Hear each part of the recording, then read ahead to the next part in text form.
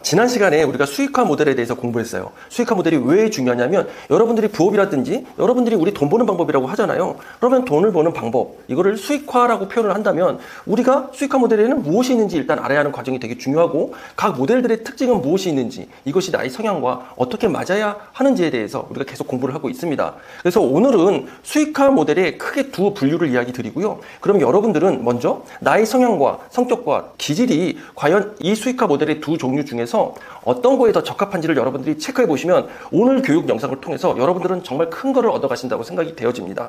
그 전에 우리가 잠깐 한 1, 2분 정도 지난 시간에 했던 수익화 모델에 대한 내용 살펴볼게요. 수익화 모델, 이 화면 여러분들이 기억하셔야 되는데요. 바로 브랜딩 영역과 컨텐츠 수익화 영역이라고 했습니다. 브랜딩 영역은 유튜브나 블로그나 인스타그램, 틱톡처럼 나를 브랜딩하는 퍼스널 브랜딩 영역과 또 나의 컨텐츠를 브랜딩하는 컨텐츠 브랜딩 영역이 있다고 했어요. 이 내용 역시 영상에 있으니까 잘 시청해 주시고요. 두 번째는 컨텐츠 수익화라고 그랬습니다. 이거는 무언가를 드러내는 브랜딩의 영역이 아니라 대표적으로 티스토리 블로그나 워드프레스, 쿠팡 파트너스처럼 어떤 글을 쓰는 작업들, 그러니까 밖에서 무슨 일이 일어나는지 혹은 어떤 날씨라든지 주변의 환경에 크게 동요받지 않으면서도 충분히 나의 역할을 감당할 수 있는 분에게 어울린다고 이야기를 했어요. 왜냐하면 의자에 앉아있는 시간이 상당히 길어지거든요. 그러면 활동적인 분들은 그거를 못 견뎌내더라고요. 그래서 제가 볼 때는 브랜딩 영역과 컨텐츠 수익화 영역, 이 두 가지가 조금은 다른 것 같아요. 그래서 성향이 되게 중요하다고 저는 생각이 되어집니다.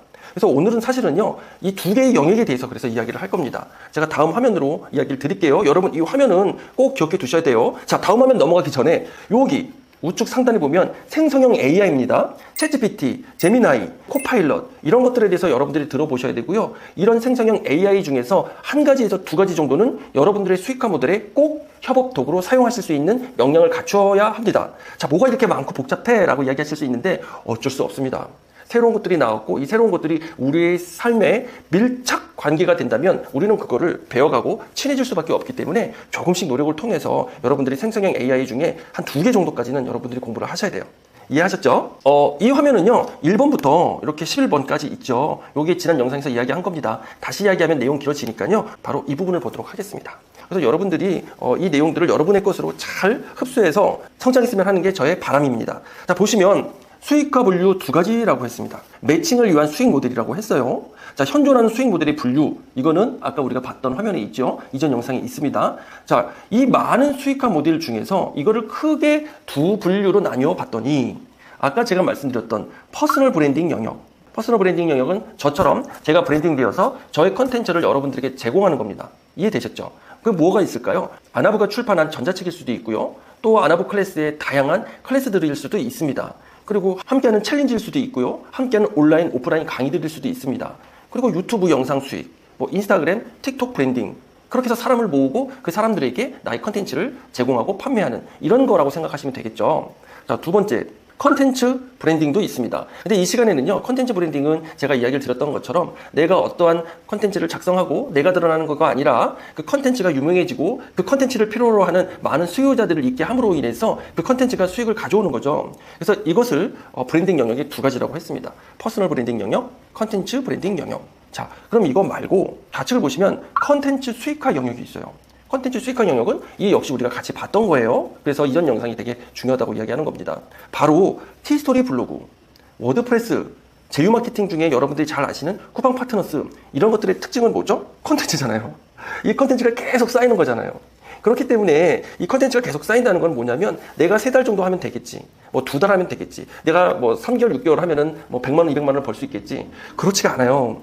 계속 이 3달이 6개월이 되고 6개월이 1년이 되고 이렇게 1년, 2년 정도의 컨텐츠들이 쌓여 나갈 때 비로소 사람도 우리의 노력이 어떤 시점에 임계점이나 티핑포인트처럼 팍 치고 올라가듯이 이런 컨텐츠가 드러나는 시간도 그러한 기간들이 필요합니다. 그래서 아주 최소 3개월, 그리고 보통 6개월 정도, 제가 볼 때는 한 6개월 동안 최소 3시간 정도의 노력이 필요합니다. 그럴 때 한 150에서 200만 원 정도의 부수익부터 시작할 수 있을 것 같아요. 그렇지 않으면 그 부수익이 한 달에 얼마가 될지는 예상할 수 없습니다. 왜냐하면 이틀에 30분, 일주일에 1시간 이런 식으로 6개월, 1년 해봤자 사실은 그게 어떤 시너지를 단번에 나타낼 수는 없거든요. 나의 열정과 노력이 누적되어서 그 가치가 출현할 수 있는 그 기간이 필요하다는 겁니다. 그래서 컨텐츠 수익화는 이런 부분들이 되게 중요해요. 그래서 여러분 여기 좌측과 성격, 여기를 잘 보셔야 돼요. 성향, 성격, 기질. 여기도 브랜딩 영역에도 성향, 성격, 기질 이렇게 있죠. 그러니까 성향, 성격, 기질은 수익화에 있어서 되게 중요하다는 겁니다. 조금 더 구체적으로 볼게요.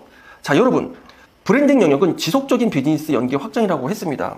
그럴 수밖에 없죠. 자, 컨텐츠가 드러냈던, 내가 드러났던 어쨌든 간에 비즈니스를 하는 거잖아요. 브랜딩을 통해서. 그렇게 하면은 나의 브랜딩된 나의 모습을 통해서, 나의 컨텐츠를 통해서 계속 비즈니스를 확장해 나갈 수 있죠. 그거의 대표적인 예가 뭐 저 아나브를 만약에 여러분들이 보신다면은, 그리고 여러분들이 알고 있는 인플루언서 분들을 보시더라도 그 브랜딩 영역을 대부분 강의 플랫폼으로도 가져가기도 합니다. 그리고 자체적인 강의 플랫폼으로도 많이 가져가죠. 요즘 또 그게 추세가 돼서 어떤 대형 온라인 클래스 플랫폼에 들어가기보다는 자체 플랫폼을 만들어가지고 클래스를 운영하는 경우도 있습니다.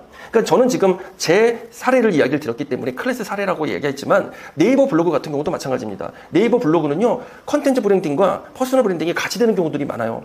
좋은 글들을 계속 씀으로 인해서 이웃들이 생기고, 또 이웃들이 생김으로 인해서 그 컨텐츠가 소문이 나서 퍼져나가고, 그러다 보니까 많은 사람들이 모이게 되고, 사람들이 모이다 보니까 여기에 내가 판매할 만한 컨텐츠, 공유할 만한 컨텐츠를 바로 던져놓고, 그러다 보면 이것들이 다시 구매가 생기게 되고, 이런 것들이 반복되면서 누구누구가 이때 예를 들면 라브라고 할게요. 라브라는 사람이 있는데 이 사람 컨텐츠가 되게 좋고 너무 유익해. 이러면서 그 사람이 유명해지겠죠. 그럼 나는 퍼스널 브랜딩을 하려고 한 게 아닌데 나도 모르게 퍼스널 브랜딩이 되어가져요. 그런데 여기서 중요한 게 제가 아까 성향, 성격, 기질 이야기를 했잖아요.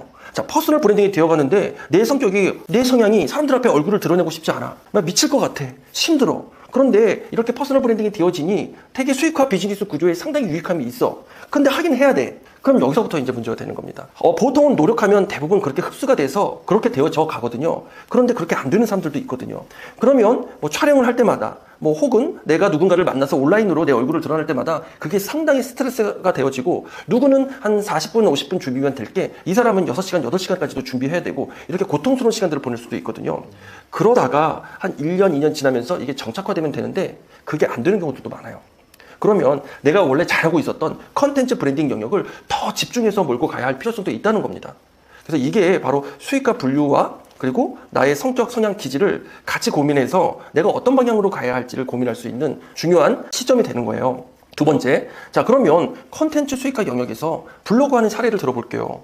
여러분, 티스토리 블로그, 네이버 블로그 같은 블로그지만 우리가 나중에 블로그에 대해서도 같이 이야기할 거예요. 여러분들이 그럼 나는 어떤 블로그를 중심으로 메인으로 해야 할지도 바로 여러분들이 좀 선택할 수 있을 겁니다. 네이버 블로그, 티스토리 블로그 같은 블로그지만 티스토리 블로그는 정보성 위주로 다양한 컨텐츠들을 계속 생산해내는 것들이 되게 중요하고 구글 SEO도 상당히 중요합니다. 근데 네이버 블로그는요, 네이버 블로그의 알고리즘이 구글 알고리즘과는 조금 다른 영역이 있어요.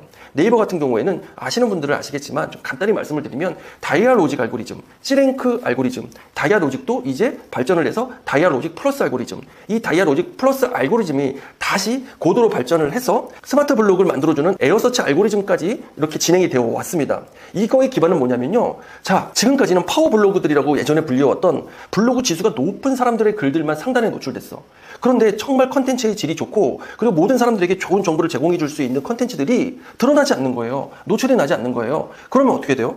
비효율적이게 되는 거잖아요. 좋은 콘텐츠가 누락되어 버리고 좋은 콘텐츠가 사장되어 버리면. 그래서 생겨난 게 다이아로직, 다이아로직 플러스, 그리고 에어서치, 스마트 블록 이런 영역으로까지 확장된 겁니다.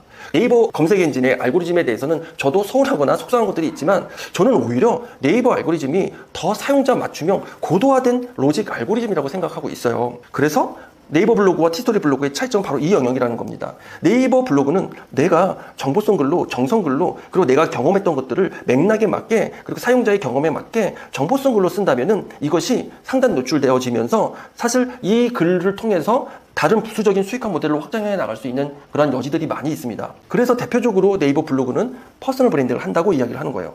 반면에 티스토리 블로그는 정말 글만 써야 돼요. 보통 그렇잖아요. 여러분들이 공감하시지만. 그래서 글만 쓰는 게 지겨우신 분들, 그리고 밖에서 눈이 오건 비가 오건 모니터만 봐야 하는 경우들이 많아요. 그러니까 이게 사실은 잘못된 건 아니잖아요. 왜? 나는 지금 블로그를 통해서 수익화를 하고 일단 나의 목적은 돈을 버는 게 목적이야.